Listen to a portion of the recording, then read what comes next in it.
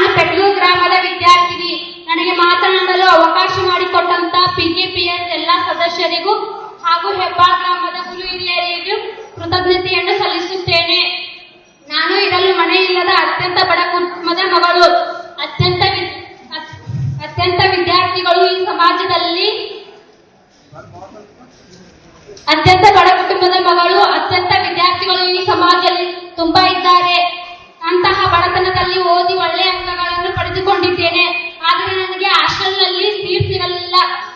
ಈಗಿನ ಅಧಿಕಾರಿಗಳು ರಾಜಕೀಯ ನಾಯಕರ ಕೈಗೊಂಬೆಯಂತೆ ಕೆಲಸ ಮಾಡುತ್ತಿದ್ದಾರೆ. ನಾನು ನನ್ನ ಗೆಳತಿ ಅವಳದ್ದು 96 ಆಗಿದೆ. ನಾವು ಹಾಸ್ಟೆಲ್ ಮತ್ತು PCM ಹಾಸ್ಟೆಲ್ನಲ್ಲಿ ಕೇಳಿದರೆ ಪರ್ಸೆಂಟೇಜ್ ಮಾಡಿದ್ರೆ ಆಗಲ್ಲ, ತಿಮ್ಮಾಪುರ ಸಾಹೇಬ್ರು ಹೇಳಿದ್ರೆ ಮಾತ್ರ ತಗೋತೀವಿ ಅಂದ್ರು. ತಿಮ್ಮಾಪುರ ಸಾಹೇಬ್ರು ಆಫೀಸ್ ಹೋಗಿ ಕೇಳಿದರೆ ಅವರು ಮಾತನಾಡಿಸಲಿಲ್ಲ. ಮತ್ತೊಮ್ಮೆ ಹೋದಾಗ ಅವರು ಆಸವಾಸನೆಯನ್ನು ಕೊಂಡರು. ಅದೇ ದಿನ 50 ಮಾಡಿದ ವಿದ್ಯಾರ್ಥಿಗಳ ಹಾಸ್ಟೆಲ್ಗೆ ಹೋದರು. 96 ಮಾಡಿದ ನಾವು ವಿದ್ಯಾರ್ಥಿ ಬಸ್ನಲ್ಲಿ ತಿರುಗಾಡುತ್ತಿದ್ದೇವೆ. ನಾವು ಸೈನ್ಸ್ ವಿದ್ಯಾರ್ಥಿಗಳು. ನಾವು ಲ್ಯಾಬ್ ಮುಗಿಸಿಕೊಂಡು ಮನೆಗೆ ಬರಬೇಕಾದ್ರೆ 7 ಗಂಟೆ ಆಗಿರುತ್ತದೆ.